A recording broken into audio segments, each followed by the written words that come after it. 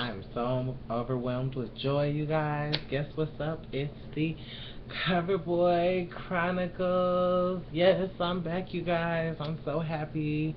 And this is my anniversary rant. So, what I'm doing is a mesh, if you will, of that video. Remember the video that I told you guys that I was going to do, like, a whole bunch of videos?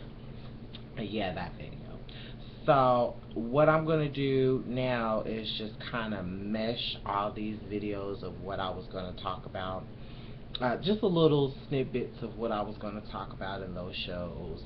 I actually have all the scripts, but I only brought like a few of them, just to kind of show y'all what's going on.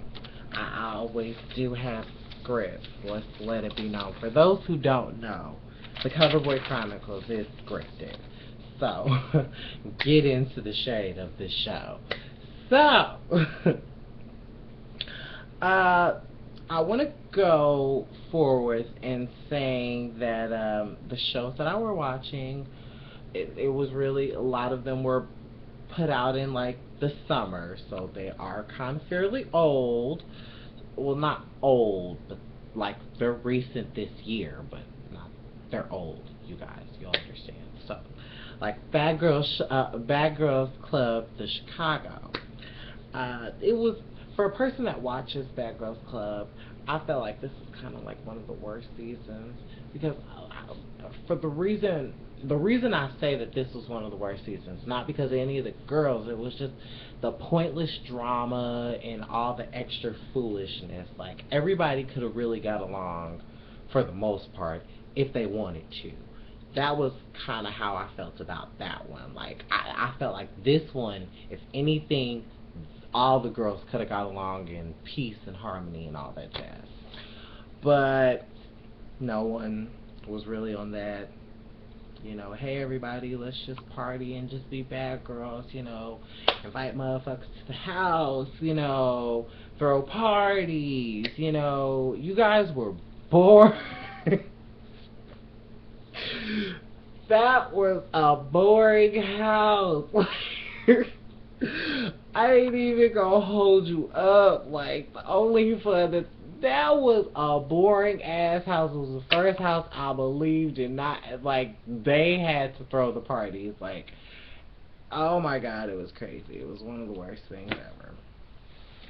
But other than that, I feel like the great thing about this season was the fact that they had a life coach this season for like the girls who really feel like they need it. But honestly, there were some girls that were receptive to it, but then there were some that weren't, and it didn't go too well, but it could have went better. I felt like you shouldn't force people to do what they don't want to do, but then in the same sense, isn't that what we all came here for? So, I don't know. I get the life coach, but you shouldn't force people to do stuff, especially on national television. Come on, guys. Like, for me to be sitting with a life coach, we sitting right here, me and them, we sitting right here, and I'm sitting just like this. So yeah, definitely not my stilo. So, I was also watching Love and Hip Hop Atlanta. I'm not going to do, I'm watching all of them. I watch all of them. But, oh, and I'm ready for the one in December. But, I guess I don't really want to dwell on the sex tape. I ain't gonna speak about the sex tape. I'll let y'all know. I felt like the only thing that I will say is, I agree with all the girls on their side, like on the best friend side. Like, I understand, like, you gotta sometimes do what you gotta do, but in the same sense, you're still a mother, you still got your own values, sister girl. Like, I'm not judging you, because baby, everybody's got some stuff, but we just didn't put it in front of the camera. That's the only thing. So I I would definitely, I feel Erica. I feel like Erica was the only one that was just true this season. She was just everything. She gave me my life. She was my favorite character off the season. She is always Erica. Never disappoints me. Shout out to Erica. She never disappoints me. She never disappoints me. Every season, she never disappoints me. Ever, ever, ever. I appreciate that sister. I really do. I really do. So, overall, this season was absolutely crazy. This was like one of the most highly rated, uh, or high rated show or season. I have to say it has to have been like there's no amount of numbers on New York or even Atlanta, the first two seasons could compare to what this season brought to the table. So I will say, Mona, it's time that you bring back the new Atlanta or like a different show. Like, we need a different show for people to see. I don't know what it would be, but we need a different show. One with a little, not so much all about having class, because we have blood, sweat, and heels for that. But, like, something like classy, but has some good, tasteful drama. I don't know, you guys. I don't know how to say it. Moving on, I was also watching it, LA Hair. Uh, I really kind of want to talk. There wasn't really too much bad going on in LA Hair. I do feel like I enjoy the aspect that Kim is always up to some good with her, the way she works her studio and stuff like that. Like, I love the way she runs her studio. So it's like she tried to bring a barber in, and it wasn't a guy, thank God. It was a girl, and she was great. She brought in great clientele. She got some clientele. She she got to manage on a shoe. Like, homegirl was doing it. Let's see, what else? What else? Oh, Naja, she went to do, was it 67? I forgot how long it was, but like she did 67 nails in like a shorter period amount of time, or it was like a day, or within like from start, it was like a 12 hours or something, and it was to be put in the Guinness Book of World Records. So I felt like that was pretty cool. Now, I didn't appreciate the fight that they had. I didn't like that one bit. I just felt like that kind of broke up the whole vibe of what it could have possibly been. This could have been a cohesive thing to work with. But I guess it's just something that you gotta live with. So, I wanted to also say shout out to Angela. She has absolutely just made me so happy. I love the fact that she's one of those people that when she started in Kim's salon, she had bigger endeavors, and now she got her own salon, and it's just great. I wish that, it was a lot more people at that party that she had, but other than that, that was my stuff right there. Another show that was my stuff, you guys, that I was watching. Let's get off some of this reality stuff. I was watching Hit the Floor. I felt like this was the most amazing season I've ever seen of Hit the Floor, to the point where I feel like it should have went to the Emmys, and it did not go, and I was so mad. I don't know if it's because it's on MTV or like another like I don't know how to describe who needs to pick this show up, but this show needs to be somewhere where it can get not people nominated, because this is a damn good show. I look forward to a bigger whodunit, and it's always somebody who died, and everybody trying to figure out what the hell's going on. It's like it's so much better than the game. I hate to say it like that, but it's so much better than the game. It's just 10 times better than the game. It's 3 times better than the game. I ain't even gonna hold you up. It's better than the game. But we're not gonna dwell on that. We're gonna go to the next show that I was watching. I've also been watching True Blood. And it's kind of difficult because I'm still smiling about this whole thing about Hit the Floor, and I'm really kind of pissed off about True Blood. Okay, so I've had to cuss out several people. I'm just going to keep it all the way real with you. I've had to cuss out several people because of how they like to bash people with how this season has affected them. So I'm not trying to hear anybody's story about how this season affected you, because I'm, for a person that's watched the whole every season, and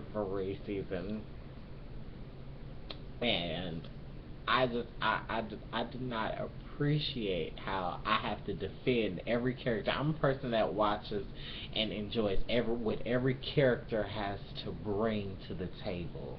So I don't just watch something and just stick to one character, and then when my character dies, I'm feeling shitty, and like, no.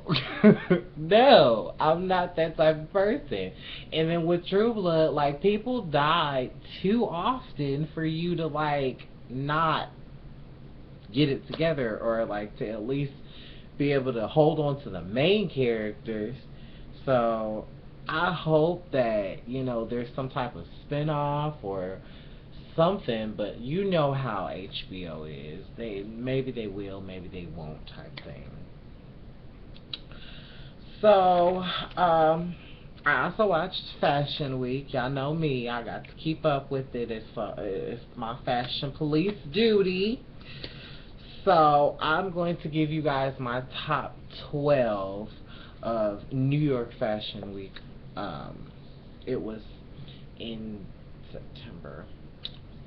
Now November, almost the end of the year. But anyways, y'all know me. So, number 12. We'll start things off with number 12. It was Cocoon. It had a lot of great, like, there was so many amazing things about everybody, but like everybody, I feel like, had their own little way of stepping out. So, Cocoon, Nicole Miller, Carmen Mark Volvo, Tadashi Soji, BCBG is number 8. Christian Suriano. Number 6 is Diane von Furstenberg. Donna Karen. Y'all ain't gonna argue with me on that one. Donna Karen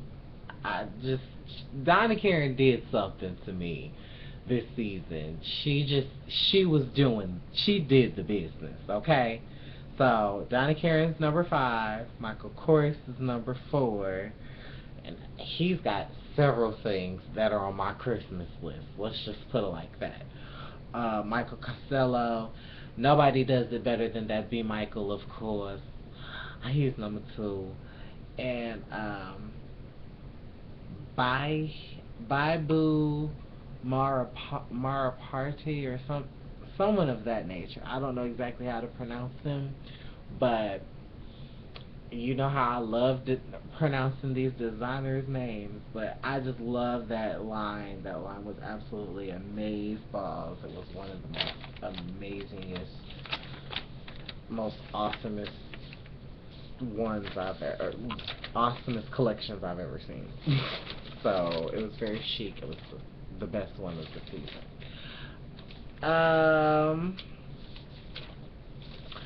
I also watched the award shows. So, let's talk about my favorite parts of the Emmys. Modern Family won Best Comedy. All that jazz. I watch Modern Family. I feel like, for me, like I said, there were a lot of great and amazing people who did win, like Jim Parsons. He always seems to win for some strange reason, that Jim Parsons. The Normal Heart, that was absolutely fabulous. That was a really, really good movie.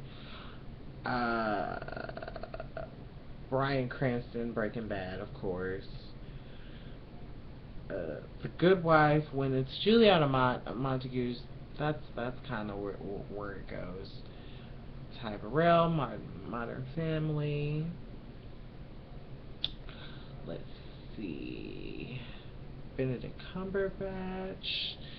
Yes, like pretty much. Oh, everybody, y'all remember my show that I did a review on, American Horror Story? Everybody, we got it. We finally got one, y'all. Kathy Bates and Jessica Lange, they got nominated for the Golden Globes and did not win. And Jessica Lange looked like she was so mad. I was like, girl. I'm like, that's a good thing. That lets you know you gonna get the Emmy. So I was really happy about those results. In terms of the Fashion Police review, I kind of didn't get to finish that part. Moving on to the VMAs. Let's see. I loved Ariana Grande's performance. Nicki Minaj and Jessie J, gave them all 10s. Taylor Swift, I didn't like her performance. Sam Smith, I gave him a 10. Usher, he was about a 9.5. 5 Seconds of Summer, I gave them a 10. I thought they were cool. I didn't mark Rita Ora and Iggy because I just kind of had reservations about their performance, but I thought it was alright for the most part. Maroon 5 performed. Of course, you know I love Pork Chop. And then Beyonce killed the stage and got her award. Sounds like a good night to me. In terms of my Fashion Police review, my must-see looks of the night was Jordan Sparks, Nicki Minaj, Demi Lovato, Iggy Azalea, and Jennifer Lopez. I had this funny thing that was just so cute. It was called What You Won't Do and What You Will Do. So what you won't do, Solange, is go in there looking like you did. What you will do, Laverne Cox. You see what I'm saying? That's kind of what it was. It was more so bent towards what you won't do, Amber Rose. More so like you will do Jordan Dunn. Like, that was a better example. Or finally, what you won't do, Taylor Swift. Oh my God, Taylor Swift. I did not like that outfit. And what you will do, Kelly Rowland, right before she was pregnant. So, that's kind of a little roundup of that. And so, I'm going to tell you guys about how I felt about the On the Run tour. That's the final thing that I watched, just to kind of round this whole thing up. First off, I debated because I bought tickets. I was gonna buy tickets to go see Chrisette Michelle this year because I also bought tickets to go see Lettucey, but I was so mad because of the fact that like I couldn't. It was I was supposed to interview her, and it was just such a really big boohoo because it didn't get stuff didn't get handled right. So uh, I was like, well, let me treat myself. Let me get this ticket. Like, who am I going to get a ticket for? So I ended up going out and just treating myself to like something, lunch, and probably like an outfit or something of that nature. I think that's what I did. But I realized that I missed out on so much because when I saw Live in Paris, I was absolutely freaking blown away that I did not spend that $220 for that ticket and a comfortable seat. It wasn't in the front, but it wasn't that far from the point where I couldn't see Beyonce. I could see Beyonce just fine. I could see Jay-Z just fine. I would have loved to see that in like person. But my favorite songs from there that they did, I liked her little I liked her Flawless with Nicki. I loved that. Uh, I like their little Holy Grail mixed together. I love Partition. But I had seen that months before I had seen that on there. I loved the chemistry throughout the whole thing. It was just absolutely fab. Now, to let you know how I'm going to end out this wonderful season of the CoverBoi Chronicles Season 3.